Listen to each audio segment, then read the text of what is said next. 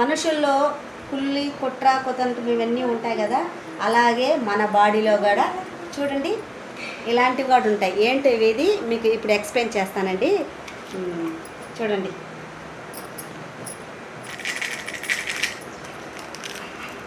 ఇవేందో చూడు బఠానీ గింజల్లాగా ఉన్నాయి కదా, బఠానీ గింజల్లాగా ఉన్నాయి కదండి. ఇది ఓన్లీ జెంట్స్కు రావచ్చు, లేడీస్కి రావచ్చు అండి, ఎవరికైనా రావచ్చు.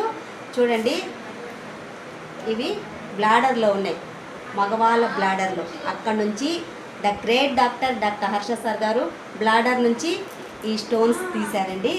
చూడండి ఎన్ని ఉన్నాయి చూడండి, 1 2 3 4 3 పడిపోయింది, 5 6 7 8 9 10 11 12 13 15 అండి.